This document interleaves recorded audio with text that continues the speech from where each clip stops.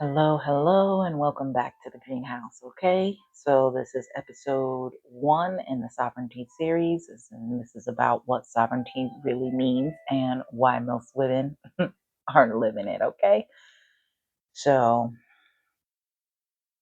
most women think they're independent. They pay their bills, they make their own decisions, they handle their responsibilities, but independence is not the same thing as sovereignty. Okay. You can be independent and still be emotionally controlled, still be spiritually silenced, still be energetically drained, and still be disconnected from your own authority. Okay, so today we're going to talk about what sovereignty really means and why most of us were never taught how to live it. So grab your cup of tea. If you want to pause right now, grab yourself a cup of tea, coffee, or whatever it is that you feel like you might want to be drinking right now. I have a special blend. Got like mugwort, um, hibiscus, soursop leaf, and a couple other things. Some lemon balm in here, lemongrass, I should say, and one or two other things in here. I can't remember what they were, but I know that they're just to sort of help me calm down from a full day. Okay. So traditionally, sovereignty means supreme authority, the final say, right? In politics, it means a nation governs itself without outside interference. So, on a personal level, right, sovereignty means you are the final authority over your life. Your emotions are yours, your body is yours, your beliefs are yours, your time is yours, your energy is yours, right? So sovereignty is not control over other people, it's control over yourself. It's alignment. Personal sovereignty is the embodied blah, blah, blah. Personal sovereignty is the embodied state of being the final authority over your emotional, spiritual, physical, and relational life. Let me say that again. Personal sovereignty is the embodied state of being the final authority over your emotional, spiritual, physical, and relational life. And most of us were never taught how to live that way, right? So, why most women aren't living sovereignly? Most of us are conditioned out of sovereignty, right? Where we were praised, for being agreeable, for being easy, for not causing problems, for taking care of other people. But here's what that looks like, in everyday life. It's saying fine when it's not fine. It's laughing at a joke that made you uncomfortable. It's staying late at work because you didn't want to seem difficult. It's agreeing to plans when you're actually exhausted. It's letting someone interrupt you and not finishing your actual sentence. Okay. That's conditioning. It's not weakness. Okay. I need you to understand that. That's conditioning. It's not weakness. Conditioning, not weakness. Okay. Okay. Oh, excuse me. Oh, I love this. Okay. So, if your nervous system learned that, disagreement meant danger, maybe you grew up in a household where anger led to yelling, or on the opposite end, it led to silence, where, excuse me, Love was warm one day and then withdrawn the next day, where you had to read the room in order to be safe. Like, and at that point, your body just kind of adapted. Over time, you adapt to being in these kinds of spaces, growing up as a child or in your adolescence and on, right? So that adaptation, that the adaptation now shows up as apologizing automatically. I have found myself doing that where, something will happen or whatever, and I'm constantly saying, "Oh, I'm sorry. Oh, I'm sorry. Oh, I'm sorry.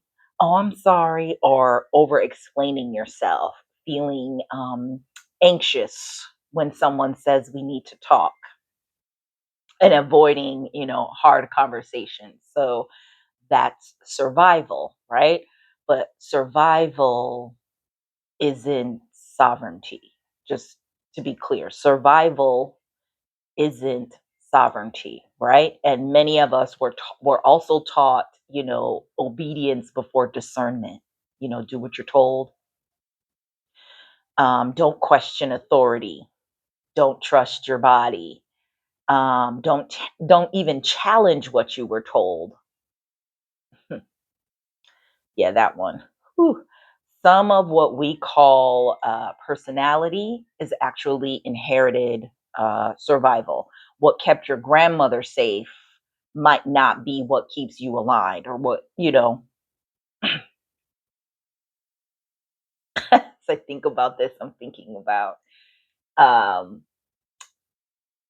just, how with different generations, it's different times for different generations of people, and how we bring forward with us um, the things that the things that we've learned, or were conditioned to believe from different time periods, like bringing the past with you to into the present, even though the present time may require something different, right? So sovereignty is going to require editing those inherited scripts. Mm. So what non-sovereign living looks like. So it looks like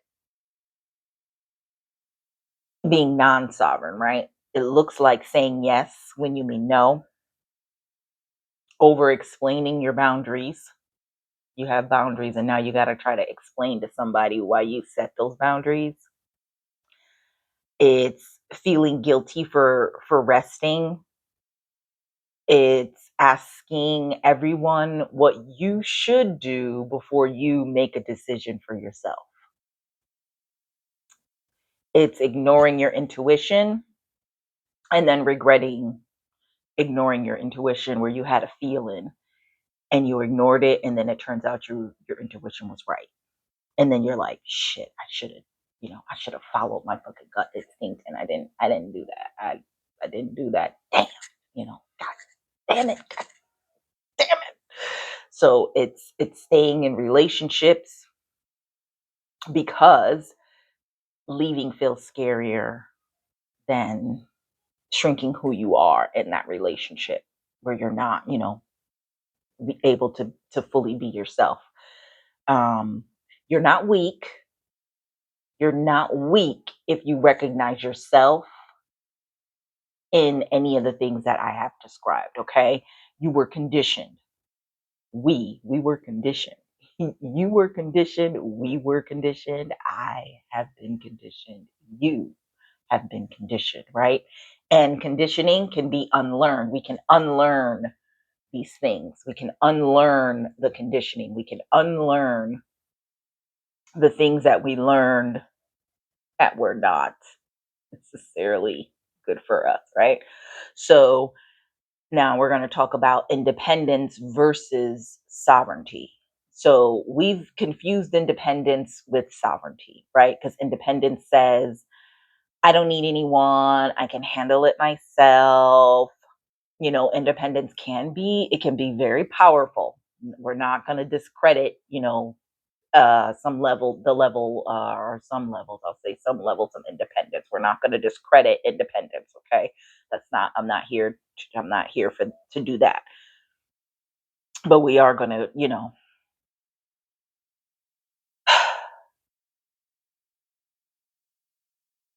independence can sometimes become an armor, right? Where we're so independent because and as a way to sort of shield ourselves from having to, ask for help that we might not get.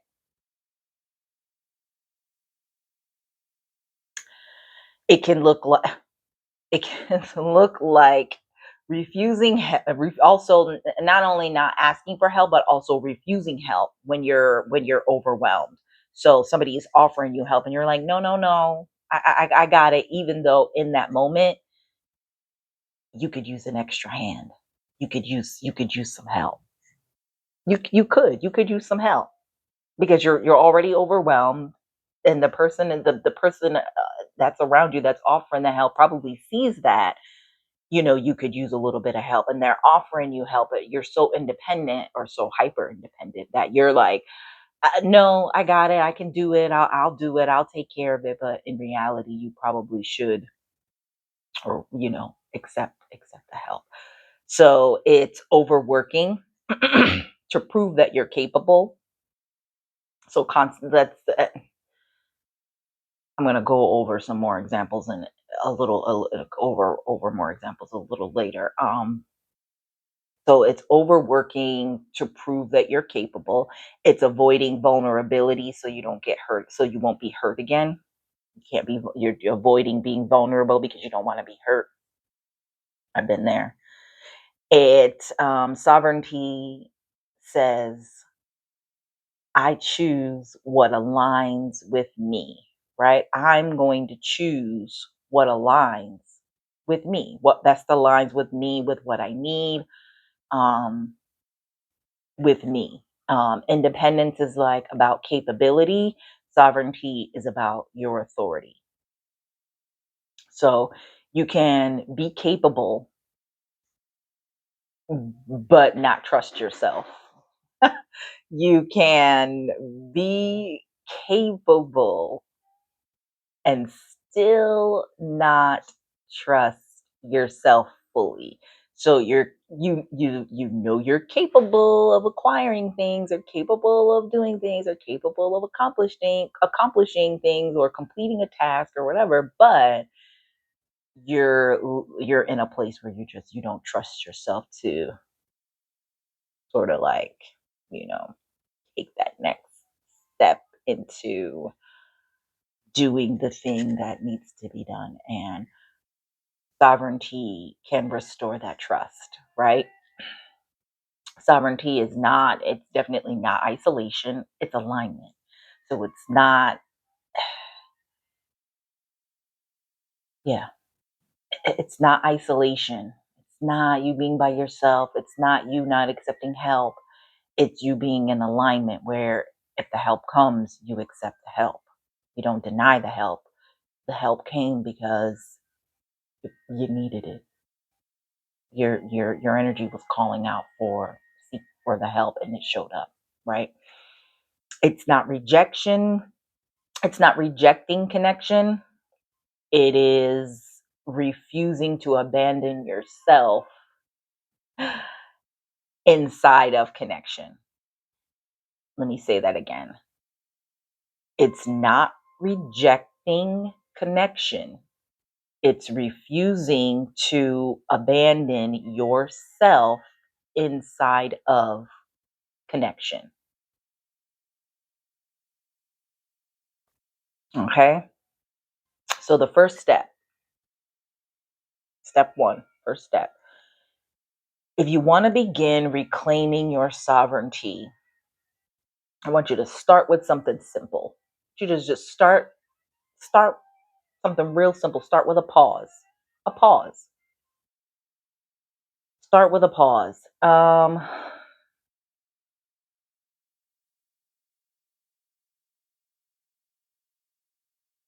When someone asks something of you, instead of answering immediately, say something like, well, let me think about that. So instead of immediately jumping into what a blah, blah, blah, let me think about it. Let me think about it. Okay. Um, then you pause. Your response is, let me think about it. Check your body. Start listening to that intuition, that inner discernment that's going on there. Is there tension? Is there expansion? Is there tightness in your chest? Like, are you feeling like a tightness, like is there ease? And then respond from a place of clarity, not pressure. Okay, because sovereignty begins in the pause, right? It begins in the pause. So we're going to take step one and we're going to think about that. And instead of the first step to sort of helping ourselves to reclaim that sovereignty is that when something is going on or somebody asks you to do something, you're going to pause on that. You're not going to just jump straight into responding immediately. You're not going to jump straight into immediately apologizing and, oh my gosh, I'm so sorry, that happened, or XYZ elemental P. We go a little bit deeper we'll go a little bit deeper into these and into sovereignty as each video goes on. Um, so right now, what I want to say is download the Sovereign Ritual. The link is below. The link is below. I want you to start with step one. Place your hands on your body and ask, what am I holding right now that does not belong to me? Okay. That's it. That's where it begins. It's step one. It's just a step one. Okay. So if this resonated with you, I want you to subscribe, share it with another woman that might need it. And then in the next episode, we're going to go even deeper. And I will see you there. And I want y'all to stay rooted.